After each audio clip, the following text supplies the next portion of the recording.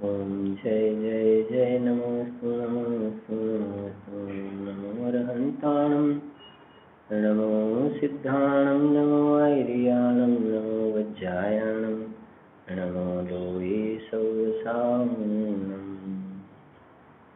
नमः समय साराय स्वानुभूत्या चकासते चित्स्वभावाय भावाय सर्वभावान्तरच्छिदे तीन भुवन में सार वीतराग विज्ञानताम शिव स्वरूप शिवकार नमः त्रियोग संहारिके। अध्यात्म प्रेमी आत्मज्ञानी पंडित श्री दौलतराम जी द्वारा रचित 6 ડાળા ગ્રંથમાં 5મી ઢાળ 12 ભાવના એમાં લોક ભાવના સંબંધમાં આપણે સ્વાધ્યાય કરી રહ્યા છીએ. પાઠ કરીશું. પહેલા કિનહુ ન કરો ન ધરે કો ષડ દ્રવ્યમયી ન હરે કો सोलोक माही बिन समता दुख सहे जीवनित भ्रमता. જે શ્રીમદ રાજચંદ્રજીએ કહ્યું છે કે જે સ્વરૂપ સમજ્યા વિના પામ્યો દુઃખ અનંત, તો જે અનંત દુઃખ આ જીવ સહન કરી રહ્યો છે તો એના જે સ્થાનની ચર્ચા કરતા આ 343 ઘન રાજુનો જે લોક છે એની અંદર આ જીવ વિવિધ પ્રકારના અનેક પ્રકારના કષ્ટ ઉઠાવીને જન્મ મરણ કરી રહ્યો છે. એ સંબંધની ચર્ચા કરતા આ લોકનું લોકેશન કઈ જગ્યાએ છે એનો આપણે સ્વાધ્યાય કર્યો કે અલોકાકાશ, બધી દિશાઓમાં અનંત પ્રદેશી જે અલોકાકાશ છે એના મધ્યમાં, આકાશના મધ્યમાં એકદમ વચ્ચોવચ્ચ સેન્ટર પોઈન્ટમાં આ લોકાકાશ જે કહેવાય, જ્યાં આ ઉર્ધ્વલોક, મધ્યલોક અને અધોલોક એટલે કે જીવાદી 5 દ્રવ્યો આકાશ દ્રવ્યના જેટલા ભાગમાં જોવામાં આવે છે એને લોક કહેવાય છે. લોકની બહાર આ જીવાદી 5 દ્રવ્ય જોવામાં આવતા નથી. અને આ લોકના આપણે 3 વિભાગ જોયા, અધોલોક, મધ્યલોક અને ઉર્ધ્વલોક. સિદ્ધશિલાની પણ છેલ્લા સ્વાધ્યાયની અંદર આપણે વિસ્તારથી ચર્ચા કરી. એકાદ બે પ્રશ્ન હતા, થોડુંક એનું સમાધાન પણ કરી દઈએ કે જે ભરત ચક્રવર્તી જે છે એટલે કે કોઈ પણ ચક્રવર્તી છે એ 6 ખંડને જે જીતે છે એમાં એક આર્યખંડ અને 5 મલેજ ખંડની આપણે વાત કરી હતી. એમાં જંબુદ્વીપના માધ્યમથી જંબુદ્વીપમાં સાઉથમાં આપણે જોયું પણ હતું, મેં તમને થોડું સમજાવ્યું હતું, તમે જોઈ શકશો કે આ આપણો રાઉન્ડ જંબુદ્વીપ છે. જંબુદ્વીપ એના સાઉથમાં ભરત ક્ષેત્ર છે. આ પ્રમાણે ભરત ક્ષેત્ર, ઉપર ઐરાવત ક્ષેત્ર છે, વચ્ચે વિદેહ ક્ષેત્ર છે. તો એમાં ભરત ક્ષેત્રને આપણે થોડું ડિટેલમાં થોડું સમજ્યા હતા આપણે કે ભરત ક્ષેત્રમાં 6 ખંડ છે, એમાં એક આર્યખંડ અને 5 મલેજ ખંડ. તો એક પ્રશ્ન હતો કે આ મલેજ ખંડ સંબંધમાં થોડીક વિસ્તૃત જાણકારી મળે તો વધારે સારું રહે. તો થોડીક આપણે અત્યારે એની ચર્ચા એક કરીએ છીએ અને ત્યાર પછી એક જ્યોતિષી દેવ સંબંધના એક થોડી સંક્ષિપ્ત ચર્ચા છે, એની પણ ચર્ચા કરીને પછી આપણે આગળ કન્ટિન્યુ કરીશું. અને એક બૃહદ્રવ્ય સંગ્રહ ગ્રંથ, એક કાર્તિકી અનુપ્રેક્ષા ગ્રંથ અને એક સમયસાર ગ્રંથ રાજ જે છે એ તમારી પાસે રાખજો. જેનો પણ જે આપણે વિકલ્પ થશે એ પ્રમાણે કોઈ પણ એક આપણે આધાર લઈને એની ચર્ચા પણ કરીશું. તો જરાક આપણે આને સમજીએ. આપણે એની ચર્ચા કરી પણ હતી આપણે કે આ આપણું ભરત ક્ષેત્ર છે, ભરત ક્ષેત્ર બરાબર છે ને, તો ભરત ક્ષેત્રમાં આ એક આપણો આર્યખંડ છે, આર્યખંડ, અને આ 5 જે છે મલેચ્છ ખંડ છે, 1 2 3 4 અને 5 મલેચ્છ ખંડ છે, આ આર્યખંડ છે, બરાબર છે કે નહીં? બરાબર, આ આર્યખંડ અને આ 5 મલેચ્છ ખંડ છે.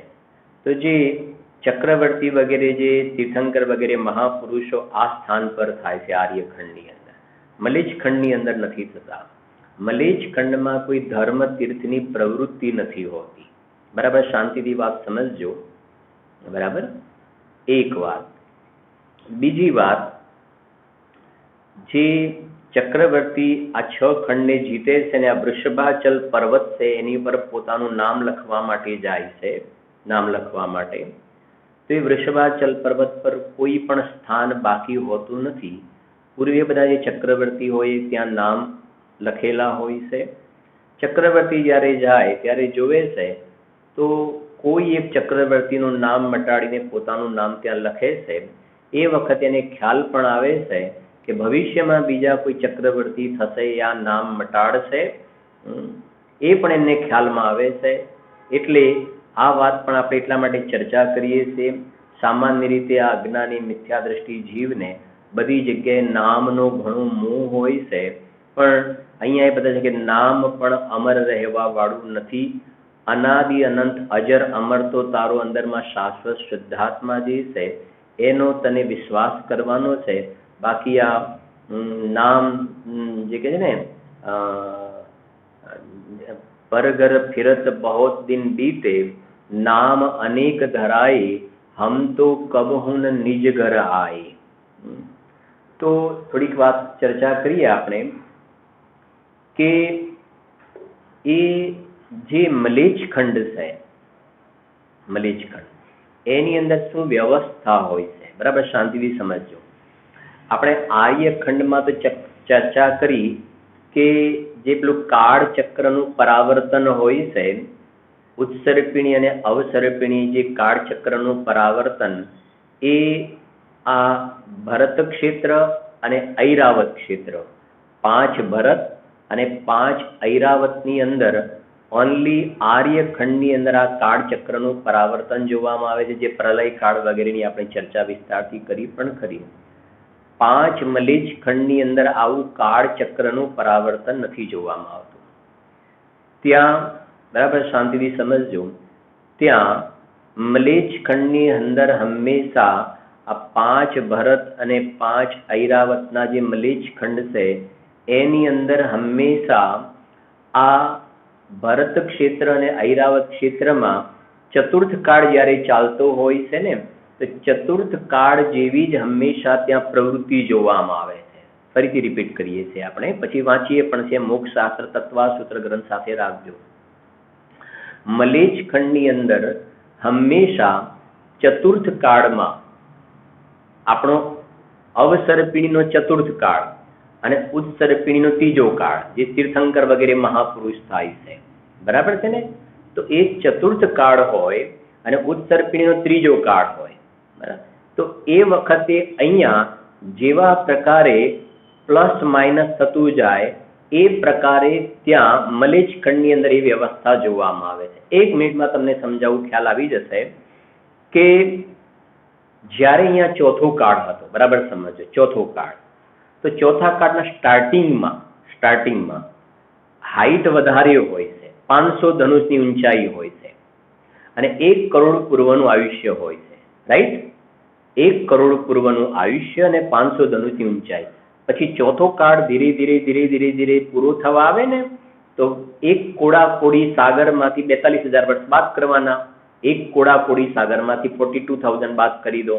તો જ્યારે ચતુર્થ કાળનો અંત આવે ને, તો જે કરોડ પૂર્વનું આયુષ્ય હતું એની જગ્યાએ ઘટીને 120 વર્ષ થઈ જશે. 120 વર્ષ થઈ જાય છે.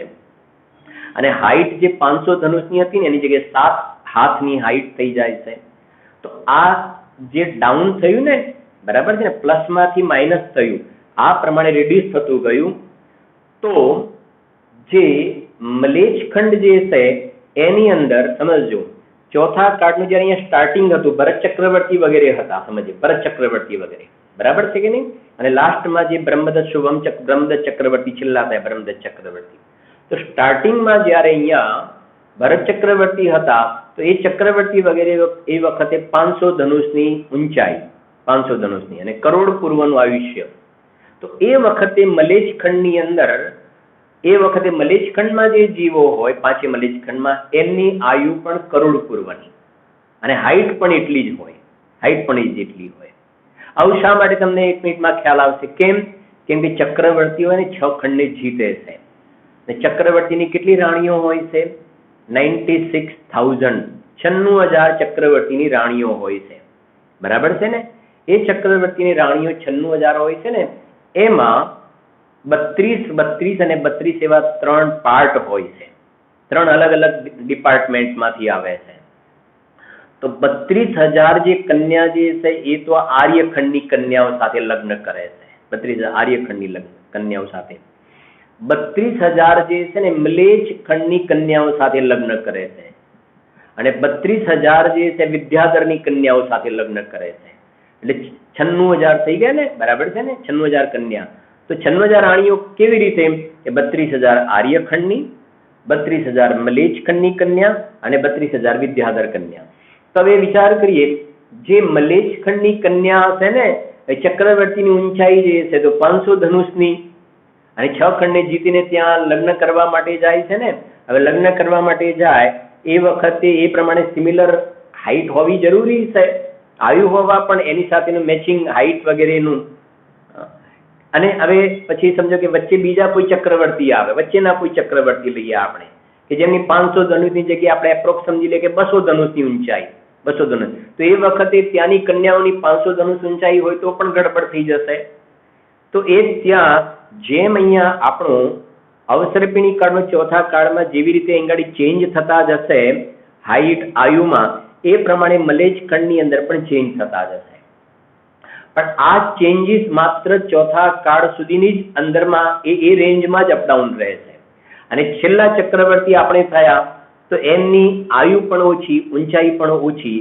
હવે એ આયુ ઓછું, ઊંચાઈ ઓછી. હવે એ વખતે 500 ધનુષની કાયા હોય ત્યાં મલેચ ખંડમાં.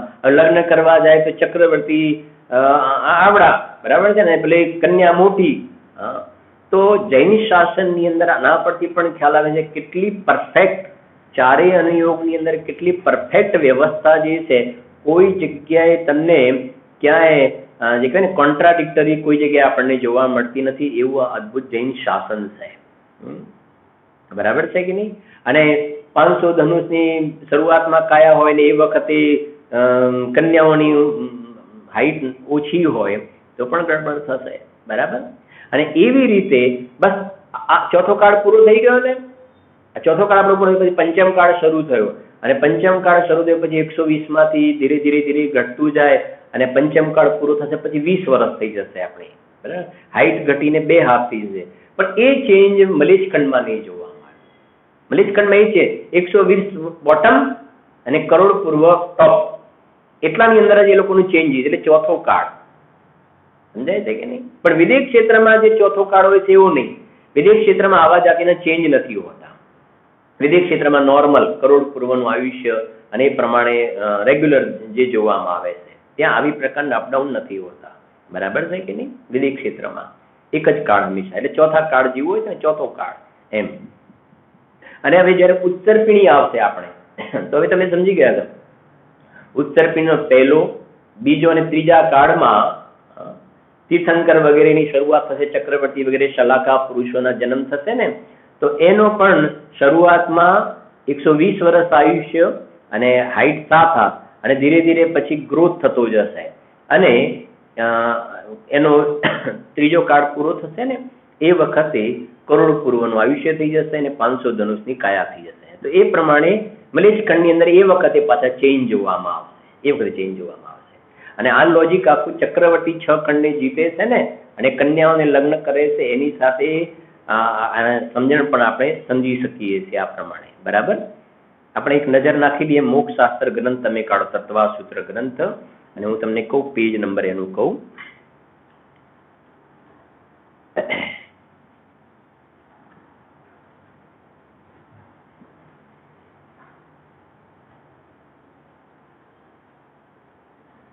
હા, મોક્ષશાસ્ત્ર ગ્રંથની અંદર ત્રીજો અધ્યાય 27 નંબરનું સૂત્ર છે.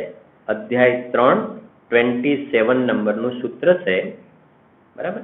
એ સૂત્રમાં જે ટીકા જે છે ને, ટીકાનો પહેલો પોઈન્ટ નહીં, બીજો પોઈન્ટ નહીં, એની આપણે ચર્ચા કરી ચૂક્યા છે. ત્રીજો પોઈન્ટ જે આપણે અત્યારે ડિસ્કસ કર્યું એ ત્રીજો પોઈન્ટ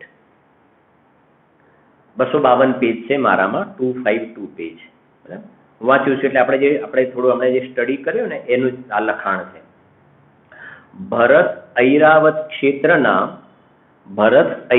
ક્ષેત્રના મ્લેચ્છ ખંડો તથા વિજયાર્ધ પર્વતની શ્રેણીઓમાં અવસર્પિણી કાળમાં ચતુર્થ એટલે દુષમ સુષ્મા કાળની શરૂઆતથી, ચતુર્થ કાળની શરૂઆતથી તે અવસર્પિણીના અંત સુધી પરિવર્તન થાય છે, અને ઉત્સર્પિણી કાળમાં ત્રીજા દુષમ સુષ્મા કાળના આદિથી લઈને ઉત્સર્પિણી કાળમાં ત્રીજા દુષમ સુષ્મા કાળના આદિથી તે ઉત્સર્પિણીના અંત સુધી પરિવર્તન થાય છે. તેમાં આર્યખંડોની માફક 6 કાળોનું પરિવર્તન થતું નથી, અને તેમાં પ્રલયકાળ પણ હોતો નથી. એટલે ત્યાં પ્રલયકાળનો પણ પ્રશ્ન રહેતો નથી ને આપણે જેમ અહીંયા આર્યખંડમાં પરિવર્તન થાય છે એ પ્રમાણે નથી જોવામાં આવતું.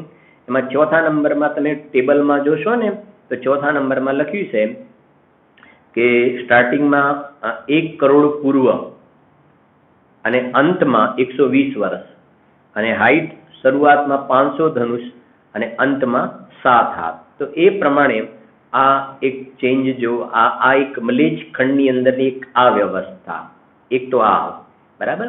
અને બીજી વાત મલેચ્છ ખંડની થોડી, ટોટલ કેટલા મલેચ્છ ખંડ થશે, ટોટલ મલેચ્છ ખંડ કેટલા?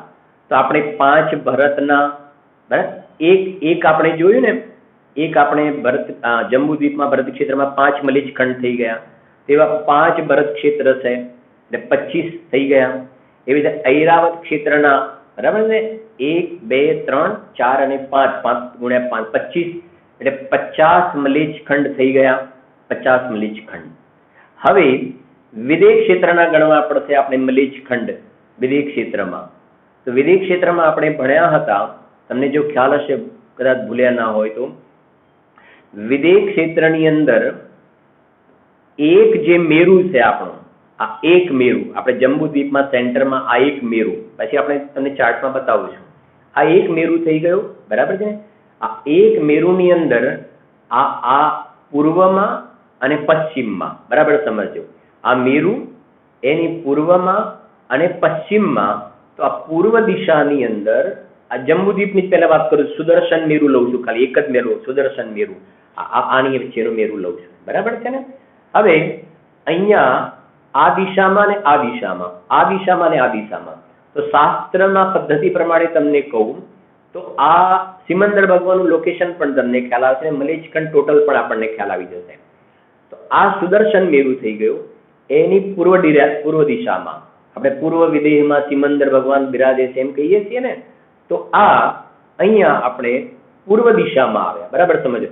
હવે પૂર્વ દિશામાં આવ્યા પછી ઉત્તરમાં જાઓ, પૂર્વ દિશામાં આવે ને ઉત્તરમાં આવો, તો ઉત્તરમાં 8 વિદેહ છે, 8, અને એ પ્રમાણે દક્ષિણમાં જાઓ તો 8 વિદેહ, એટલે 8 ને 8 16 થયા. પછી આ બાજુ પશ્ચિમ વિદેહ, ફરીથી રિપીટ કરશો, આ પૂર્વ વિદેહ, આ પશ્ચિમ વિદેહ, સિમંદર ભગવાન પૂર્વ વિદેહમાં છે, બરાબર છે ને. હવે પૂર્વ વિદેહમાં પાછા ઉત્તરમાં 8, દક્ષિણમાં 8, અને અહીંયા પશ્ચિમ વિદેહમાં આવ્યા આપણે, તો પશ્ચિમ વિદેહમાં આવ્યા તો પશ્ચિમ વિદેહની અંદર દક્ષિણમાં 8 અને ઉત્તરમાં 8, એટલે એક મેરુ સાથે આ બાજુ 8, પછી નીચે 8 આવો, 8 ને 8 16, પછી 8 તારી 24, 8 ચોક 32, તો એક મેરુ સાથે રિલેટેડ 32 વિદેહ ક્ષેત્ર થયા. એક મેરુ સાથે રિલેટેડ 32 વિદેહ ક્ષેત્ર થયા. એવા તો મેરુ કેટલા છે? 5 મેરુ છે. આ બાજુ એક મેરુના 32 લઈ લો, આ બાજુના એક મેરુના 32 લઈ લો, આ બાજુના મેરુના 32, આ બાજુના મેરુના 32 લઈ લો. તો 32 ગુણ્યા 5 એટલે 160 વિદેહ ક્ષેત્ર છે. 160 વિદેહ ક્ષેત્ર છે. જેવું આપણે ભરત ક્ષેત્ર જોયું ને, ભરત ક્ષેત્ર, ઐરાવત ક્ષેત્ર, 5 ભરત અને 5 ઐરાવત, એમાં જે 6 ખંડ જોયા ને, એવી રીતે બધા 160 વિદેહ ક્ષેત્રની અંદર એવી જ પ્રકારની એક એનું આર્યખંડ અને 5 મલેચ્છ ખંડ હોય. એક આર્યખંડ ને 5 મલેચ્છ ખંડ, એટલે 160 વિદેહ આપણી પાસે થયા. તો 160 આર્યખંડ થઈ ગયા, વિદેહ ક્ષેત્રના 160 આર્યખંડ થઈ ગયા. મલેચ્છ ખંડ કેટલા થશે? હવે તમે કાઉન્ટ કરી લો કેટલા થશે કે 160 છે ને, એને 5 વડે મલ્ટીપ્લાય કરો. દરેક આર્યખંડમાં 5 મલેચ્છ ખંડ હોય છે, એટલે 16 × 85 800 મલેચ્છ ખંડ વિદેહ ક્ષેત્રના થઈ ગયા. 800 મલેચ્છ ખંડ વિદેહ ક્ષેત્રના થઈ ગયા. અને આ બાજુ 5 ભરત ને 5 ઐરાવતના, એટલે 850 850 મલેચ્છ ખંડ કુલ થઈ ગયા આપણે અઢી દ્વીપની અંદર. બરાબર છે કે નહીં? અને આર્યખંડ કેટલા થઈ ગયા? તો 5 ભરતના 5, 5 ઐરાવતના 5 અને વિદેહના 160, તો 170 આર્યખંડ થઈ ગયા. અને આપણે વચ્ચે ચર્ચા પણ કરી હતી, 170 તીર્થંકર એક સાથે જોવામાં આવે તો આ 160 વિદેહના આર્યખંડ, 5 ભરતના અને 5 ઐરાવતના 170 તીર્થંકર જોવામાં આવે. ઓછામાં ઓછા 20 હંમેશા જોવામાં આવે. બરાબર છે ને? તો આ પ્રમાણે 850 મલેચ્છ ખંડ થઈ ગયા. બરાબર? તમને સમજાવું 1 મિનિટમાં. એક મેથથી આપણે જોઈએ આપણે, એટલે તમને ખ્યાલ આવી પણ જશે.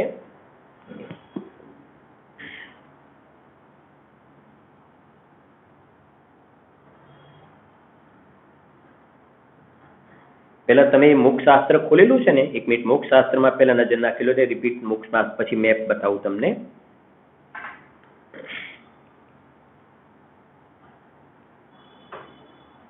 આ જે છે એની અંદર પેજ નંબર તમે આવી જજો, થોડાક આગળ વધજો મોક્ષશાસ્ત્રમાં. હા,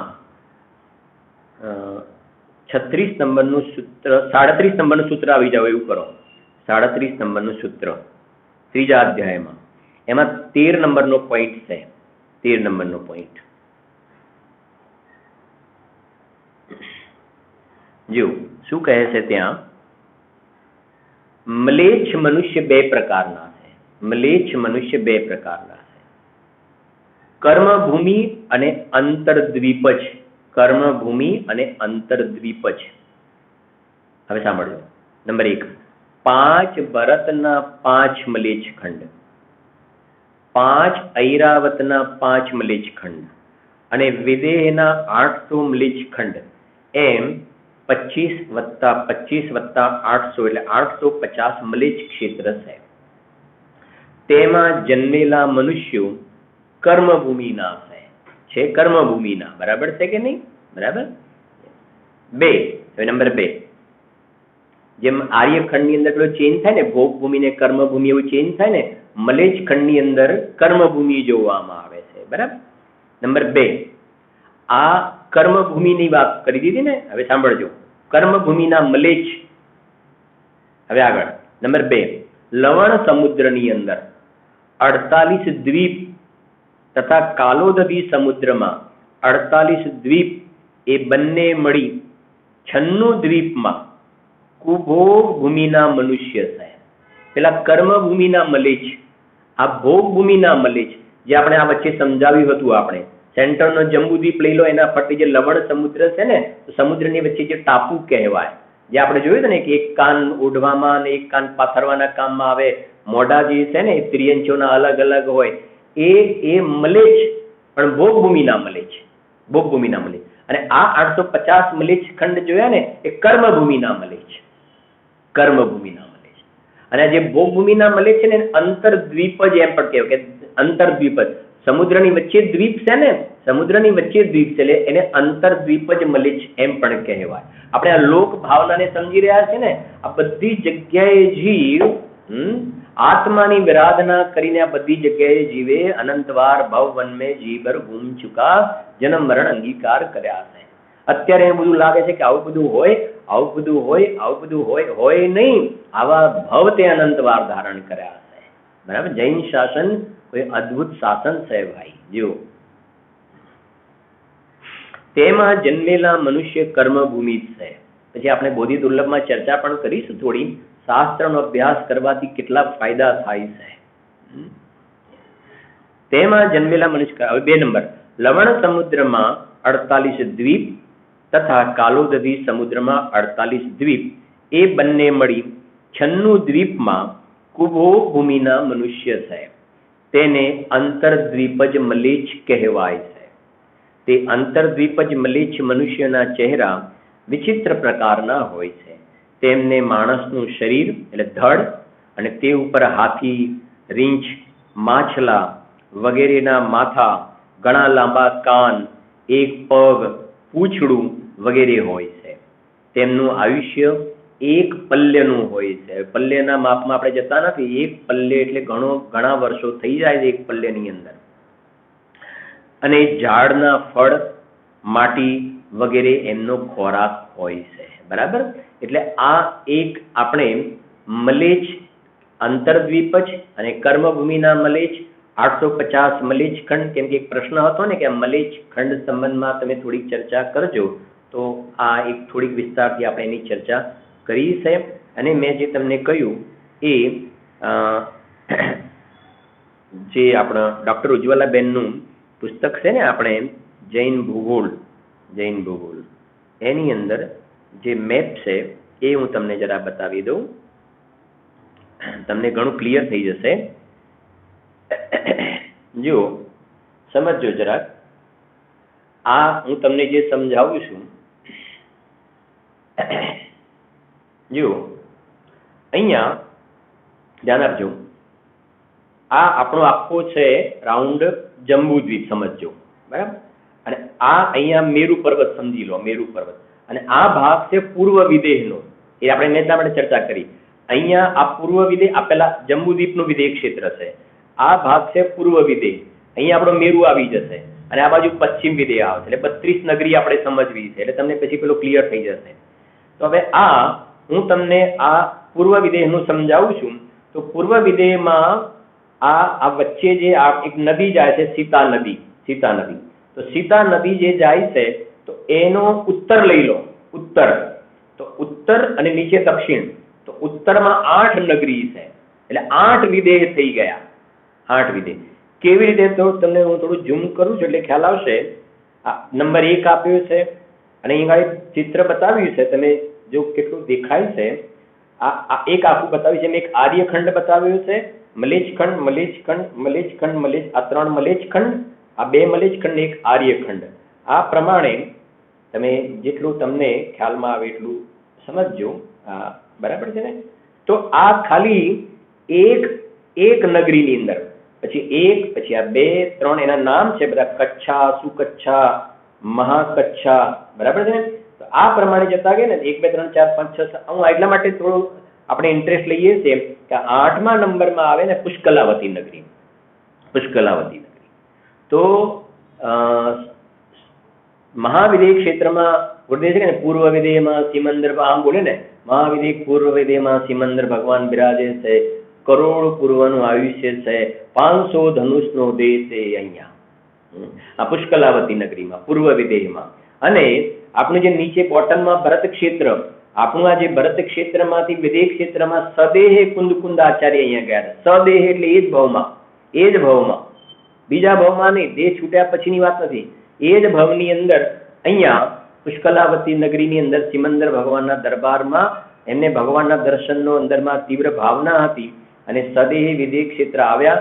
8 દિવસ અહીંયા ભગવાનના સમવસ્ત્રણમાં કેવલી તીર્થંકર ભગવાન સામાન્ય કેવલીઓની સાથે રોકાયા અને ત્યાંથી આવી અને આ પંચ પરમાગમની આપણને પ્રભાવના કરીને આપણને પંચ પરમાગમ આપણને એમને દાનમાં આપ્યા. એમને પૂર્વના ભવમાં, ગોવાળિયાના ભવમાં શાસ્ત્રનું દાન આપ્યું ને, જ્ઞાન દાન. અને એમને આપણને જ્ઞાન દાન બીજા ભવની અંદર, સમજો ને કે આ કુંદ આચાર્યના પર્યાયની અંદર એમને એ વખતે તો એક સમજો ને કે એવી જાતિનું વિશેષ જ્ઞાનનો ક્ષયોક્ષમ નતો, પણ એક અંદરમાં પવિત્ર બુદ્ધિ હતી ને એમને મુનિરાજને એક શાસ્ત્રનું દાન આપ્યું અને ફલમાં જ્ઞાનનો ક્ષયોક્ષમનો એવો વિશાળ ક્ષયોક્ષમનો યોગ બન્યો. પવિત્રતા, છઠ્ઠા સાતમા ગુણસ્થાનમાં ઝૂલવાવાળી સ્થિતિ અને સ્વયં પોતે પંચ પરમાગમ તાડપત્રો પર સ્વયં રચના કરી અને આપણને ભરત ક્ષેત્રના ભવ્ય જીવોને એ વસ્તુ આપણને દાનમાં આપી એમને. બરાબર. પેલા પૂર્વે પણ શાસ્ત્ર દાન અલગ પ્રકારથી અને કુંદ આચાર્યની પર્યાયની અંદર એમને જે જ્ઞાન દાન સ્વયં એ પ્રકારે લખીને એ પ્રમાણે જ્ઞાન દાન એમને આપ્યું અને એમને અંદરમાં પોતાનો દેહથી વિદેહ એવા આત્મામાં તો જતા જ હતા પણ બહારમાં પણ આ પ્રમાણે વિદેહ ક્ષેત્રમાં જવાનો એમને પ્રસંગ એવો યોગ બન્યો. અહીંયા રોકાયા હતા. હવે આ થઈ ગઈ પુષ્કલાવતી નગરી 8. પછી હવે તમને ખ્યાલ આવી ગયો હોવો જોઈએ કે આ મેરુની પૂર્વ વિદેહમાં પૂર્વમાં ઉત્તરમાં 8, પછી પૂર્વમાં દક્ષિણમાં 8, પૂર્વમાં દક્ષિણમાં 8. હવે આગળ વધું છું જરાક. હવે આ આવી ગયા આપણે પશ્ચિમમાં. આ તમે જોઈ શકો છો ને અહીંયા આ પોર્શન યલો, બરાબર છે કે નહીં? હવે આવી ગયા પશ્ચિમમાં, આ સાઈડમાં. તો આ પશ્ચિમ વિદેહમાં આ પ્રમાણે તમારે ક્લોક વાઇઝ લેવાનું. 8, 8, પછી અહીંયા આવે 8 અને 8, બરાબર. 8 ચોક 32 એક વિદેહ સાથે થઈ ગયા અને તમે સમજી શકો છો એક આર્યખંડ ને 5 મલિચ ખંડ છે, બરાબર છે કે નહીં? અને તીર્થંકર ભગવાનની પણ વાત કરી દઉં. આ એક મેરુ જે આપણે જોયો, એક મેરુ સાથે આ પશ્ચિમ અને આ પૂર્વ, તો અહીંયા આ સિમંદર, યુગમંદર, અહીંયા બાહુ, અહીંયા સુબાહુ. એક સુદર્શન મેરુ જે સાથે 4 અને 5 મેરુની સાથે 20, એટલે વિદ્યમાન 20 તીર્થંકરની જે પૂજા કરીએ છે ને, ઓછામાં ઓછા 20 તીર્થંકર તો ત્યાં મિનિમમ 20 જોવામાં આવે, વધારેમાં વધારે 170. 20 થી ઓછા ક્યારેય હોય જ નહીં. 20 તો જોવામાં આવે ને આવે. એટલા માટે પૂજ્ય ગુરુદેવ શ્રી કેટલી વાર કહે છે ને, ત્રિકાલમાં ત્રિકાલ જ્ઞાની વિનાનો કાળ ન હોય. આવું ગુરુદેવ કેટલી વાર કહે, ત્રિકાલમાં ત્રિકાલ જ્ઞાની વિનાનો કાળ ન હોય. એનો મતલબ વિદેહ ક્ષેત્રની અંદર તો ભરત અને ઐરાવતની અંદર તો આવી જાતિનો દુકાળ જોવામાં આવે છે. વિદેહ ક્ષેત્રમાં ક્યારેય ધર્મનો દુકાળ હોતો નથી. ત્રણેય કાળ એટલે કહેવાય છે ને, બહારમાં તો લૌકિકમાં કહેવાય કે આનું ભાઈ આ સ્ટેટમાં અનુશાસન, આ સ્ટેટમાં અનુશાસન, આ કન્ટ્રીમાં અનુશાસન, પણ 3 લોકમાં જિનેન્દ્ર ભગવાનનું શાસન ચાલે છે. 3 લોકમાં અને ત્રિકાલ. આ બહારમાં તો કે અનુશાસન ચાલે છે. કેટલા ટાઈમ માટે? કે 5 વર્ષ માટે અને ફલાણા કન્ટ્રી પૂરતું. જ્યારે જિનેન્દ્ર ભગવાનનું શાસન 3 કાળ, ત્રિકાલમાં ત્રિકાલ જ્ઞાની વિનાનો કાળ, 3 કાળ જિનેન્દ્ર ભગવાનનું શાસન ચાલે છે અને 3 લોકમાં ચાલે છે. ભક્તામરમાં છે 3 લોકમાં, કે 3 કાળે તો બરાબર છે, પણ 3 લોકમાં જિનેન્દ્ર ભગવાનનું શાસન કેવી રીતે 3 લોકમાં જિનેન્દ્ર ભગવાનનું શાસન? એટલા માટે કે 7મી નરક છે ને, 7મી નરક આપણે ભણ્યા નીચે. 7મી નરક, 7મી નરકની અંદર જે નારકી છે ને, એને પણ સમ્યક દર્શન છે ને, ત્યાં અસંખ્યાત સમ્યક દ્રષ્ટિ જીવો છે અને સમ્યક દ્રષ્ટિ જીવને સાચા દેવ શાસ્ત્ર ગુરુની શ્રદ્ધા છે. એટલે એ દ્રવ્યથી ભલે સ્તુતિ નથી કરતા, પણ ભાવ સ્તુતિ જે છે એ ત્યાંથી અહીંયાના ભાવ નમસ્કાર જે છે ને, તો ત્યાં ગાડી પણ જિનેન્દ્ર ભગવાનનું શાસન ચાલે છે. નમસ્કાર ત્યાંથી કરે છે અને ઉપર ઉર્ધ્વ લોકમાં જઈને જોવામાં આવે ને, સર્વાર્થ સિદ્ધિમાં સમ્યક દ્રષ્ટિ બધા બિરાજમાન છે ને, 9 અનુદિશ અને 5 અનુત્તરમાં, એ પણ જિનેન્દ્ર ભગવાનના ગુણાનુવાદ કરે છે. ભાવ સ્તુતિ છે ને ત્યાં ગાડી, પંચ પરમેશ્વરીની ભક્તિ સ્તુતિ. તો ઉર્ધ્વ લોકમાં પણ જિનેન્દ્ર ભગવાનનું શાસન, મધ્ય લોકમાં, અધોલોકની અંદર. એટલે જે કહે ત્રિકાલમાં ત્રિકાલ જ્ઞાની વિનાનો કાળ ન હોય. અને બીજી રીતે જોઈએ ને, તો જે ઉર્ધ્વલોક, પછી આપણે જોઈશું ઉર્ધ્વલોક, મધ્યલોક ને અધોલોક, જે 7,72,00,000 ભવનવાસીમાં જે જિનાલય, અધોલોકમાં, મધ્યલોકમાં 458, એવી રીતે ઉપર વૈમાનિકની અંદર પણ એની સંખ્યા જે છે એ પ્રમાણે બધી જગ્યાએ 3 લોકની અંદર જિનેન્દ્ર ભગવાનનું શાસન ચાલે છે. બરાબર છે? તો આ એક આપણે જોયું, એક મેરુ સાથે 32 વિદેહ અને 5 મેરુ સાથે 160, અને 160 ને 5 વડે મલ્ટીપ્લાય કરીએ આપણે તો 800, તો 800 મલિચ ખંડ થશે. એક વાત કહું જરા, હું તમને એક પ્રશ્ન પૂછું, આ 800 મલેચ્છખંડની જે વાત કરી ને, 800 મલેચ્છખંડની વાત કરી, એ ક્યાં આવેલા છે? 800 મલેચ્છખંડ ભરત ક્ષેત્રમાં, ઐરાવત ક્ષેત્રમાં કે વિદેહ ક્ષેત્રમાં? કે વિદેહ ક્ષેત્રમાં. સીધી વાત છે ને, વિદેહ ક્ષેત્રમાં મલેચ્છખંડ આવેલા છે. અને એક આર્યખંડની સાથે મલેચ્છખંડ કેટલા હોય છે? 5 મલેચ્છખંડ હોય છે. બરાબર છે ને? આર્યખંડ એક, તો મલેચ્છખંડ સાથે લેવા પડશે કેટલા? 5 મલેચ્છખંડ લેવા પડશે. તો ઘણાને એવું રાગ હોય છે ને, ઘણાને એવું હોય છે કે ભાઈ આપણે વિદેહ ક્ષેત્રમાં જન્મ થાય તો સારું, વિદેહ ક્ષેત્રમાં જન્મ થાય તો સારું, વિદેહ ક્ષેત્રમાં જન્મ થાય તો સારું. હવે હું તમને કહું, વિદેહ ક્ષેત્રમાં જન્મ તો થયો, પણ વિદેહ ક્ષેત્રમાં તો મલેચ્છખંડ છે ને, એક આર્યખંડ 5 તો મલેચ્છખંડ છે. આર્યખંડ કરતા મલેચ્છખંડ વધારે છે. અને મલેચ્છખંડમાં જન્મ થઈ ગયો તો શું કરશો ત્યાં? એ કોઈ ધર્મની પ્રવૃત્તિ હોતી નથી. સમજાય છે કે નહીં? અને વધારે શું કહીએ, જેની અહીંયાથી દેહ છૂટ્યા પછી વિદેહ ક્ષેત્રમાં જન્મ લેવાની ભાવના છે ને, એનો અર્થ છે કે એને આ પર્યાયમાં સમ્યક દર્શન પ્રગટ કરવાની ભાવના હતી. કેમ કે એનું કારણ છે, સમ્યક દર્શન જીવ પ્રગટ કરે ને, સમ્યક દર્શન પ્રગટ કરે તો નિયમથી વૈમાનિકમાં જશે. સમ્યક દર્શન પ્રગટ કર્યું ને, તો એ જીવ વૈમાનિકની અંદર જશે. વૈમાનિકમાં હવે જેને વિદેહ ક્ષેત્રમાં જવાની ભાવના છે, તો સમ્યક દર્શન પ્રાપ્ત થાય તો વૈમાનિકમાં નથી પ્રાપ્ત કરતો, મંદ કષાયના પરિણામ છે. સમ્યક દર્શન નથી કર્યો, વિદેહ ક્ષેત્રમાં જન્મ થઈ ગયો, પણ વાત તો સરવાળે મિથ્યાત્વ લઈને જવાની વાત થઈ ને, એટલે એને બીજા વિદેહ ક્ષેત્રમાં જવું છે, અંદરમાં આત્મામાં નથી જવું એને. અને અંદરમાં દેહથી વિદેહ, અંદરમાં પોતાનો ભગવાનમાં, એ વિદેહ ક્ષેત્ર નથી. અંદરના વિદેહમાં નથી જવું ને ત્યાં વિદેહમાં જવું છે. અને આ લોક ભાવના આપણે શા માટે ભણીએ છીએ? શા માટે લોક ભાવના ભણીએ છીએ? કેમ કે પૂરું નથી સમજતા ને. અને કહેવાય ને, વિદેહ ક્ષેત્રમાં વીર તીર્થંકર હોય છે, આમ તેમ, એનો મહિમા તો છે, બિલકુલ બરાબર છે, ક્યાં ના પાડીએ છીએ. પણ વિદેહ ક્ષેત્રમાં જન્મ મારે લેવો છે, પણ વિદેહ ક્ષેત્રનું લોકેશન તો સમજો. અને વધારે બીજું શું કહીએ, વિદેહ ક્ષેત્રમાં સિમંદર ભગવાન જે વાત કહી રહ્યા છે ને, એ કહી રહ્યા છે કે અંદરમાં જે મેરો ધની નહીં દૂર દિશંતર, મોહી મેં મોહી સુજત ની, કે એ કહી રહ્યા છે કે અંદર તું તારા આત્મામાં ચાલ્યો જા. ગુરુદેવના પ્રવચન સાંભળો 80મી ગાથા ઉપરના. જે જાણતો અરહંત ને ગુણ દ્રવ્ય ને પર્યાય, પણ એ જીવ જાણે આત્મને તો સમૂહ પામે લાય કરે. એમને કહ્યું છે ભગવાનના, તીર્થંકર ભગવાનના સમવસરણમાં છે, ભગવાનની દિવ્યધ્વનિ સાંભળે છે, પણ અંદરમાં આત્માનો અનુભવ નથી કરતો ને. અનુભવ નથી કરતો તો સમવસરણમાં હાજર હોવા છતાં દૂર છે. અને એક જીવ અહીંયા બેઠેલો છે, અને ભગવાનના દ્રવ્ય ગુણ પર્યાયને ઓળખીને આત્માને ઓળખી લીધા ને, તો એ ભગવાનની નજીક છે. નજીક છે. બરાબર છે કે નહીં? તો બધા પડખાને બરાબર સમજવા જોઈએ ભાઈ.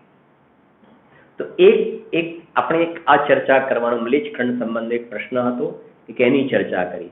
બીજો જે જ્યોતિષી દેવ સંબંધમાં કહેવાની થોડોક ભાવ હતો, એ પણ એક થોડી વાત હતી. જે જ્યોતિષી દેવ જે આપણો મેરુ પર્વત છે એના ફરતે અઢીદ્વીપની અંદર રહેલા સૂર્ય ચંદ્ર વગેરે જે છે પ્રદક્ષિણા કરે છે, જેનાથી આપણે વ્યવહાર કાળ, આપણે જે કહે ને રાત દિવસ, અઠવાડિયું, પખવાડિયું, મહિનો, વર્ષ, એ બધા જે કેલ્ક્યુલેશન કરવામાં આવે છે ને, આ સૂર્ય ચંદ્ર જે છે પ્રદક્ષિણા કરે છે, એના પરથી આખું કેલ્ક્યુલેટ કરવામાં આવે છે. અઢીદ્વીપની અંદર જે હોય છે ને, એ આ સૂર્ય ચંદ્ર સ્થિર જોવામાં આવે છે. અઢીદ્વીપની અંદર એ રોટેટ કરતા જો, અઢીદ્વીપની અંદર રોટેટ કરે છે, અઢીદ્વીપની અંદર.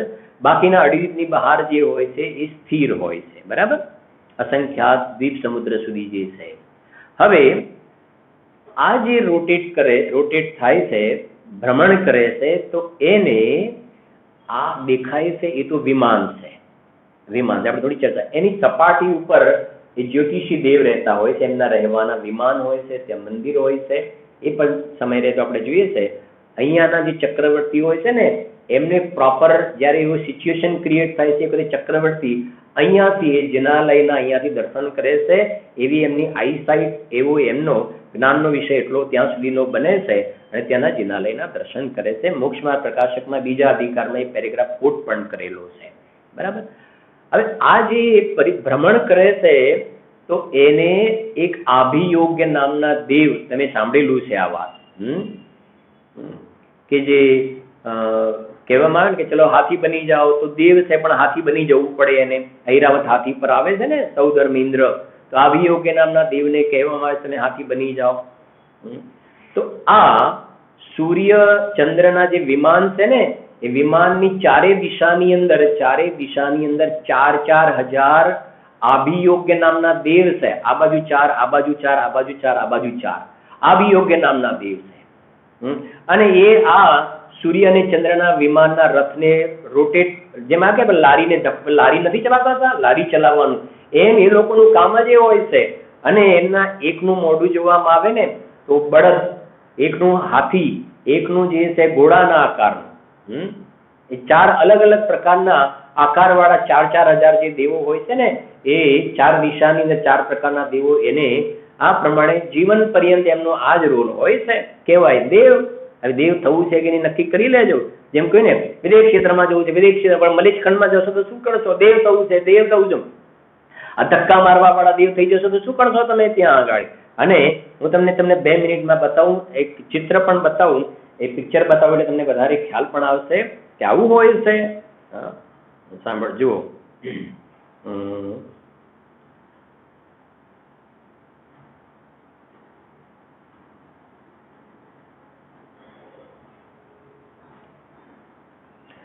તમે જોઈ શકશો આ જે છે, આ તમે જુઓ,